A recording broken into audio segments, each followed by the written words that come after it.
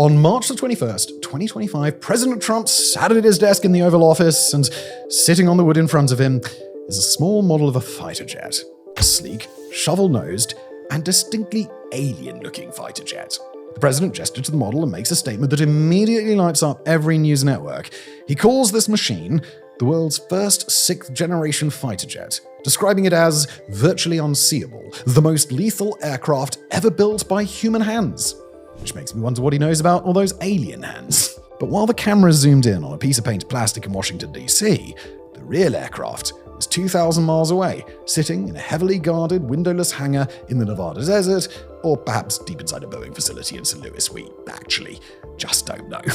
You see, almost everything about the actual machine is a state secret. We know that classified demonstrations have likely began ripping through the sky at night, terrifying the local wildlife and confusing air traffic controllers. We know it is designated to replace the legendary F-22 Raptor as the tip of the American spear. And we know that the United States Air Force is betting its entire future on this one airframe. Yet for the public, this announcement's all we get. A plastic model, a few bold adjectives, and a PowerPoint slide with some really big numbers on it. So today, we're going to take a look at every public scrap of data, every leaked report, and every whispered rumor about the F-47, and just see how much of this invisible fighter we can actually make visible. Just before we continue, a quick word from our wonderful sponsor, Squarespace, longtime friend of the show. They are the all-in-one platform to build your online presence. Look, whether you're showcasing your work, whether you're starting a project, turning an idea into a business, you can do it all with Squarespace. I've used Squarespace to build a clean, functional site that doesn't require me to know anything about web design, which is useful because I don't know anything about web design, or I'm okay with technology, but making a website is beyond me. Plus, their Blueprint AI tool gives you a custom layout just by answering a few prompts, and editing it is just drag, drop, done. Plus, if you're offering services or educational content, Email Campaigns tool is a genuinely useful thing. It lets you automate outreach, send announcements, and actually make your newsletters look good without extra tools or integrations. And their member areas lets you monetize content, courses, video archives, blog posts behind a paywall. You set the price, Squarespace handles the rest. Start a free trial at squarespace.com/megaprojects, and when you're ready to launch, use the code MEGAPROJECTS for 10% off your first purchase of a website or a domain. And now back to today's episode. So, what exactly is the F-47 exactly? If you strip away the politics and the invisible hype, what are we actually looking at here? Well, the F-47 is the United States Air Force's new sixth-generation air superiority fighter. It's being built by Boeing as the centerpiece of the Next Generation Air Dominance Program, or NGAD. Because the military loves a good acronym almost as much as they love overspending. And I'm grateful to them for it, because acronyms are a lot easier to read. It is designed to be the successor to the F-22 Raptor, which means its primary job is simple. Go to a place where the enemy has absolute control of the air, kill everything flying, and then come home safely. But unlike the jets of the past, the F-47 isn't designed to fight alone. It's built to operate as the quarterback of a swarm of semi-autonomous drones fighting in environments that are far too dangerous for today's aircraft. Alright, but let's first of all talk about the name. Why F-47? Well, it turns out the designation is a piece of triple-layered symbolism. Historically, the F-47 designation was used in 1947 for the legendary P-47 Thunderbolt, the unkillable heavy fighter of World War II. It also conveniently nods to 1947, the year the US Air Force was founded as an independent branch. And perhaps most importantly for the people signing the checks, it lines up oh so perfectly with the 47th president who pushed the program over the finish line. But symbolism doesn't win wars.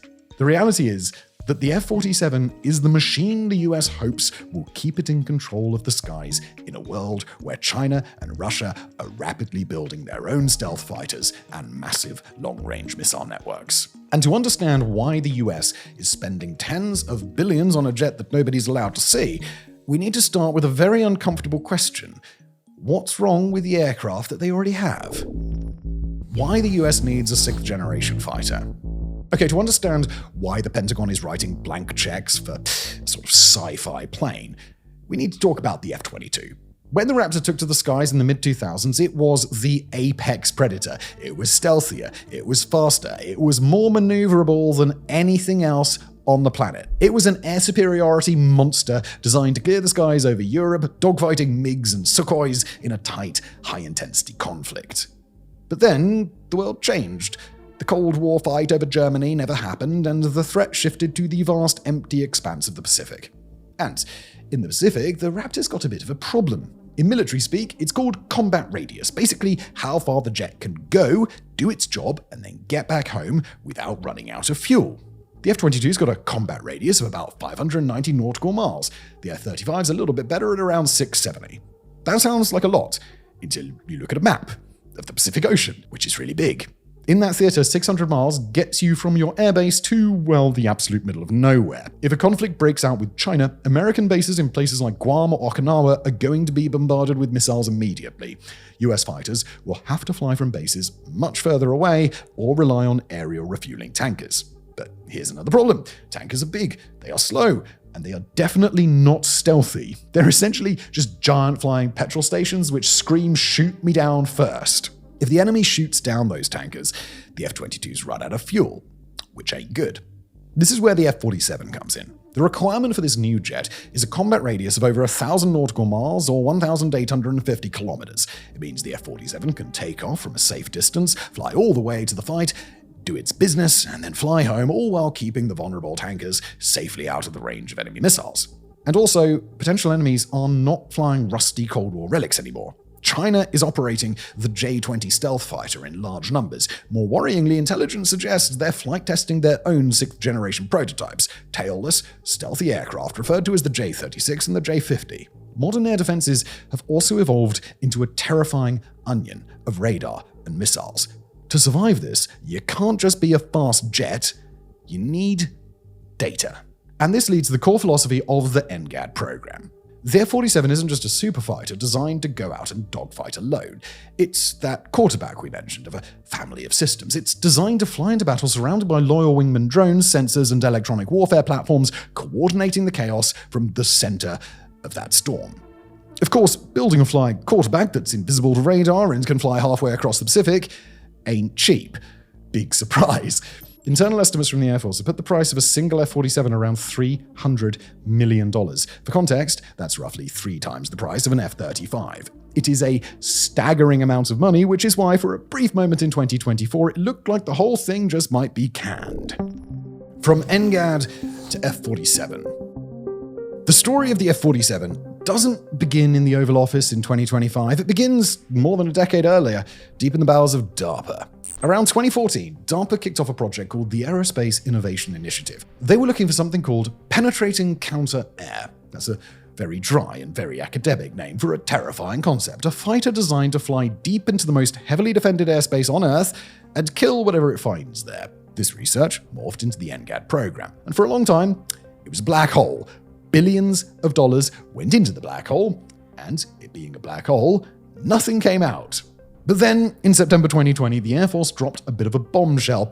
Will Roper, the head of acquisition at the time, casually announced that a full-scale NGAD demonstrator had not only been built, but already been flown and had broken records. He didn't say what the records were, he didn't say who'd built it, he just essentially dropped the bike and walked away. We know now that by the time President Trump announced the F-47 name, there hadn't just been one prototype, there'd been multiple X-planes flying hundreds of hours in secret test ranges, likely at Groom Lake or Tonopah. And behind the scenes of all of this, a brutal corporate war was being fought to build it. Originally, the competition included the big three: Lockheed Martin, Boeing, and Northrop Grumman. Northrop, fresh off winning the contract for the B-21 Raider stealth bomber, looked at the requirements, looked at their bank accounts, and decided to bow out in 2023, and that left a 2-horse race. On the one side, you had Lockheed Martin, the reigning champion of stealth, builders of the F-22 and F-35. On the other, you had Boeing.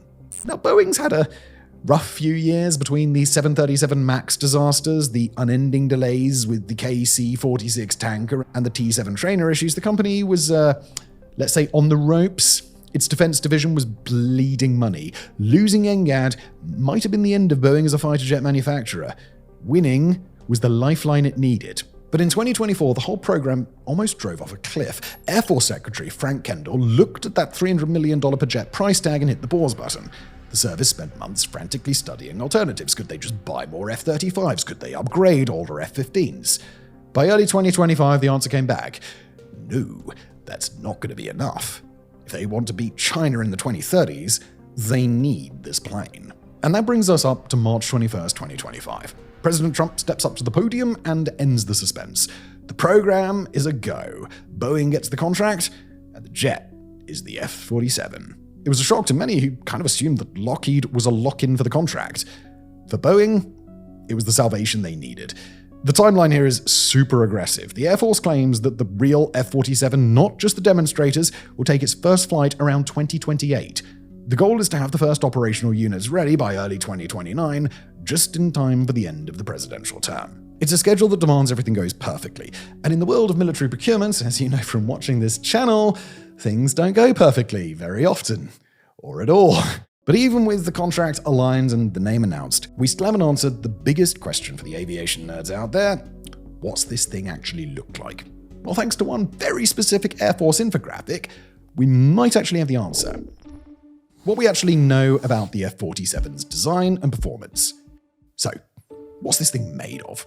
Because of the secrecy, we obviously do not have a spec sheet. We tried going to the Boeing website and download the brochure, but we got a 404. Disappointing, we know. However, thanks to a surprising infographic released by Air Force Chief of Staff General Alvin and a few slip-ups during congressional hearings, we can paint a surprisingly detailed picture of this plane. Let's start with the specs that we do have. We have 4 numbers that tell us exactly what kind of war this plane is built to fight. First, we've got the combat radius. It's over 1,000 nautical miles. We mentioned this earlier, but let's be clear, that's a 70% increase over the F-22. It means this jet can take off from London, fly a combat mission over Moscow, and fly back to London without needing to refuel. Second, we've got its top speed of over Mach 2. That's over 2,400 kilometers per hour, but the key here isn't just the top speed, it's the ability to sustain that top speed. The F-47 is expected to supercruise, that's fly at supersonic speeds without afterburners, for hundreds of miles at a time. Third, there's the planned buy of 185 plus units. And this number is very specific. It's roughly the same size as the current F-22 fleet. This tells us the Air Force isn't planning to replace every F-16 with an F-47. This is a plane that is going to be reserved for the absolute hardest missions. And finally, there's the most controversial spec of all, its stealth rating. On the official Air Force graphic, the F-35 is labeled as Stealth, the F-22 is labeled as Stealth Plus, the F-47 is labeled as Stealth Plus Plus. Now I know what you're thinking, that sounds like a subscription tier for a VPN service, and mentioning that this video is brought to you by... I'm just kidding, unless it actually is brought to you by a VPN service, in which case you're probably about to see an advert. But beneath the silly marketing, Stealth Plus Plus implies something massive: broadband stealth. Current stealth fighters are great at hiding from high-frequency targeting radars, the kind that guide missiles. They're less good at hiding from low-frequency search radars that scan huge areas. The F-47's shape suggests that it's designed to be invisible to everything. And speaking of shape, let's look at the concept art. Every official rendering shows a blended wing body, a shovel-nosed, diamond-shaped wedge with no tail fins. This is the holy grail of stealth. Vertical tails are basically giant radar reflectors that scream, "Hello, here I am!" And getting rid of them makes you almost invisible, but it also makes you aerodynamically unstable. Without computers making micro-adjustments 1,000 times a second, a tailless fighter is just going to flip over and have a bad time. It's not going to be good. To move this beast, the F-47 is going to use a piece of technology that sounds like it's from Star Trek, the Next Generation Adaptive Propulsion System. Set phasers to kill. Traditional jet engines are... Next generation. Traditional jet engines are a compromise. You either build a turbofan, which is great for fuel efficiency, bad for speed, think airliners, or a turbojet, great for speed, but uses an insane amount of fuel, think fighters. The new adaptive engines, likely either GE's XA102 or Pratt & Whitney's XA103, can literally change their internals in mid-flight. They use a third stream of airflow to switch between a fuel-sipping cruise mode and a high-thrust combat mode. It gives you 30% more range and 20% more thrust from the same tank of gas. We don't know which engine won yet, but whoever it is has built one of the most complex pieces of machinery in aviation history. And then there's the brains of this thing. The F-47 is built with a modular open systems architecture. Think of the F-22 as a Nokia 3310. It's indestructible. Do people even know what that is anymore? How old are you watching this video? Do you know what a Nokia 3310 is? Let me know in the comments. I mean, it's great at its job, but you can't exactly install any fancy new apps on it. The F-47, that's a smartphone. The hardware is just a shell for software that could be constantly updated. If a new missile or sensor is invented in 2035, well, you can just plug it in. As for weapons, it will certainly carry the next generation of air-to-air missiles like the AIM-260 internally. Some analysts have speculated it might also carry the B-61 nuclear bomb, taking over the F-22's nuclear role, but that is just speculation. There's no confirmation that this thing is nuclear capable. And what about how big it is?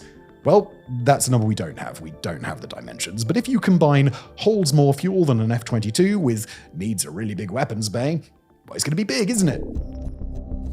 The drones in the room, collaborative combat aircraft. But the most radical part of the F-47 isn't the plane itself, it's its mates. The F-47 is designed to never fight alone. It is the leader of a pack of robotic wingmen called Collaborative Combat Aircraft, or CCAs.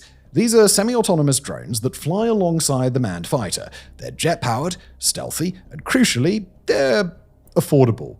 The Air Force is targeting a price of $25 to $30 million per drone, which does sound like a lot, but compared to the $300 million mothership, these things are practically disposable. In March 2025, the Air Force designated the first two demonstrators for this program, the YFQ-42A from General Atomics and the YFQ-44A from Anduril. The pilots in the F-47 are not flying them with a joystick, they're just giving them commands like a quarterback calling a play. Drone run. Jam that radar. Drone 2, fly ahead and scout. Drone 3, shoot anything that moves. The onboard AI is gonna do the rest, which is pretty cool. This completely changes the job of the pilot. You're no longer just an ace looking through a HUD. You're essentially a sort of distributed air battle manager, commanding a small robot squadron from the cockpit. You can use the drones as missile trucks, carrying extra weapons so the F-47 doesn't have to ruin its stealth. You can send them ahead as decoys to trigger enemy defenses. You can even have them sacrifice themselves to save the manned jet. Like we said, they're disposable. $30 billion drones. The scale is so much money. The scale of this plan is massive. The Air Force talks about a normal buy of 1,000 CCAs to support 200 NGAD fighters. That's a ratio of about roughly 2 to 1, though in reality a single F-47 might control 4 or 5 drones at once. And this isn't just theory. Boeing has already built the MQ-28 Ghostbat in Australia, a loyal wingman that is already flying. There's just one small problem with betting your air superiority on cutting-edge fighters, brand new engines, and an AI-driven drone swarm. None of that stuff is cheap. And as we're about to see, Boeing really can't afford to mess this up. Money, politics, and Boeing's second chance. Okay, so let's talk about the only thing in the Pentagon more powerful than a stealth fighter. Bureaucracy. Because no matter how invisible the F-47 is to radar, it's not going to be invisible for the Government Accountability Office. So, how much does this thing cost? Like we said, the thing is going to cost around $300 million. They haven't actually released that information. You just piece it together from the little bits that have leaked out. The Air Force leadership is now insisting that through digital engineering and manufacturing innovations, the F-47 is actually going to cost less than the F-22 Raptor. Considering the Raptor cost about $143 million back in the 2000s, which is about $250 million in today's money, that's a pretty bold claim, but let's assume they can pull it off. Who's cashing the checks? Well, that'd be Boeing. And they need those checks really badly, allegedly. We all know the recent history of Boeing commercially, but also in the defense division, it was going terribly. By 2024, they were posting massive losses, and there were genuine whispers that Boeing might exit the fighter jet business. Winning the F-47 contract saves the St. Louis production line. It secures thousands of jobs and keeps Boeing in the game as a premier military contractor for the next 40 years. The Air Force isn't just handing Boeing a bag of cash and walking away. They learned their lessons from the F-35 program. You see, the F-35 is an amazing aircraft, but the contract was structured in a way that gave the manufacturer, Lockheed Martin, immense control over the software and sustainability. It's what tech people call a walled garden. If the Air Force wants to upgrade the F-35, they've got to go and pay Lockheed to do it, which is fantastic for Lockheed, but not so much for the Air Force. Secretary of the Air Force Frank Kendall has publicly called that arrangement a, quote, serious mistake. For the F-47, the government is demanding government purpose rights for all that data. They're using an open mission systems architecture, sort of like a PC versus a Mac. The F-35 is a Mac, it is sleek, it is integrated, but you can't open the case or you'll void the warranty. The F-47 is a PC. If the Air Force wants to rip out the radar and install a new one from Raytheon or Northrop, they can do it, and they don't have to ask Boeing for permission. And then there's the politics. You can't ignore the name. Designating the jet the F-47 is a masterstroke of political branding. It ties the aircraft directly to the 47th president. Trump has been its biggest cheerleader, calling it virtually unseeable and massively more powerful than anything else on Earth. He's even floated a rather controversial idea: exporting it. Historically, the US does not sell its top-tier air superiority fighters. The F-22 was banned from export by Congress. But Trump has suggested selling a toned-down version of the F-47, maybe with 10% less capability, to select allies. He even joked that we should sell it to them quickly because maybe someday they'll not be our allies anymore, which isn't short-sighted at all. This puts Washington in a bind. Allies like Japan, Australia, and the UK are desperate for this technology, but selling it risks the secrets getting out. Ultimately, the fate of the F-47 comes down to the oldest rule in military procurement: the death spiral. The F-22 was supposed to be a fleet of 750 jets. As cost rose, the order was cut to 339, then 277, and then finally 187. There was supposed to be 750. And the fewer you build, the more expensive each one becomes, which leads to fewer orders, which leads to higher costs. Like we say, it's a death spiral. The Air Force swears they will buy 185 plus F-47s to replace the Raptors one for one. But if that unit price starts creeping up back toward $300 million, Congress might decide that 185 jets is a luxury they just can't afford. And if that happens, the US will be left with a tiny silver bullet force that is too valuable to risk in actual combat. The global sixth-generation arms race. Now, of course, the United States isn't building the F-47 in a vacuum. They're building it because everyone else is trying to build one as well. Welcome to the sixth-generation arm race, everybody. The main rival, obviously, is China. While the US was arguing about budgets, Beijing was getting on with it. The PLAAF, China's Air Force, is already moving past their J-20 stealth fighter. Intelligence reports and grainy satellite photos suggest China is flight testing multiple tailless configurations. The most prominent rumors surround the J-36 and a smaller companion called the J-50.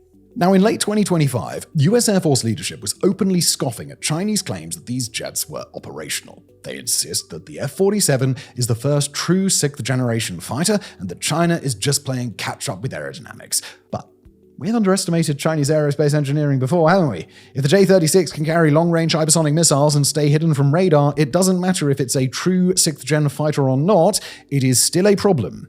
Meanwhile, over in Europe, things are getting complicated. The United Kingdom, Japan, and Italy have teamed up for the Global Combat Air Program, or GCAP. You might know it as Tempest. This is a massive effort to build a sixth-generation stealth fighter by 2035. It features all the buzzwords: directed energy weapons, augmented reality cockpits, and drone swarms. Then you've got the rival European program, the Future Combat Air System, or FCAS, led by France, Germany, and Spain. They are also aiming for a 2035 launch, though the project has been plagued by the usual industrial infighting about who gets to build the engines and who gets to build the flight controls. What is fascinating is the convergence. If you look at the F-47, the British Tempest, and the European FCAS, as well as the Chinese J-36, they all look kind of similar. They're all large, they're all tailless, blended-wing aircraft designed to act as motherships for drones. But it shouldn't be super surprising because physics is the same whether you're in America or Britain or China. And what about Russia? Well, Russia is talking a big game. They've announced the PAC-DP, a theoretical hypersonic interceptor to replace the MiG-31, but given the economic sanctions and the immense strain on their defense industry, most analysts believe Russia just doesn't have the money to compete at this level.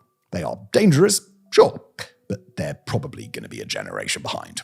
In the future, buying a fighter jet is going to be like choosing an operating system. If you buy the F-47 or its maybe export variant, you're locking yourself into the American ecosystem of data links, refueling tankers, and training. If you join GCAP, you're aligning with Britain and Japan. If you buy from China, you get the idea.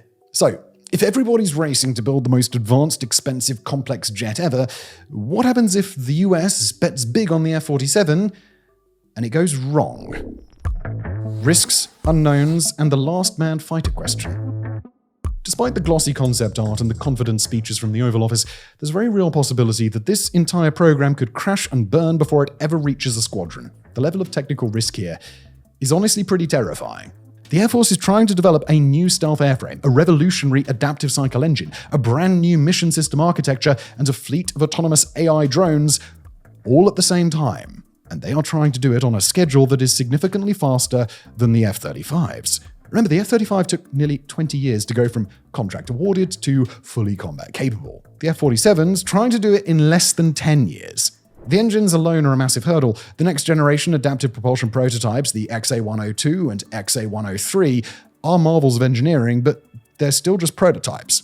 Key design reviews only wrapped up in 2025, and there are already whispers of delays creeping into the timeline. If the engines are late, the plane doesn't fly because planes need engines. Then there's the budget. The NGAD program was already paused once because of the maths not adding up. If the US economy stumbles or another crisis demands immediate funding, the F-47 is a very, very fat and juicy target for budget cuts.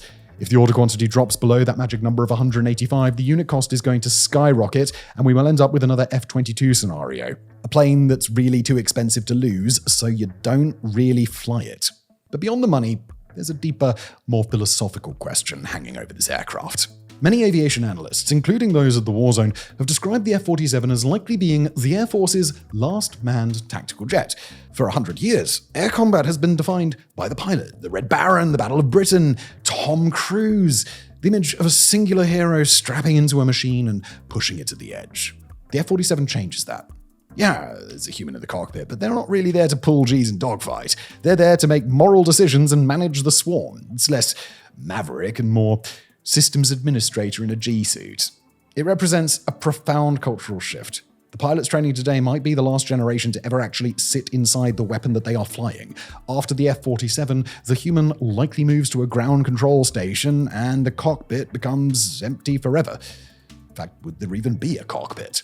And finally, there's the risk of secrecy itself. Because so much of this program is classified, there's very little public oversight. Watchdogs are rightly worried that tens of billions of dollars could be sunk into a platform that has deep structural flaws that we won't find out about until it's too late.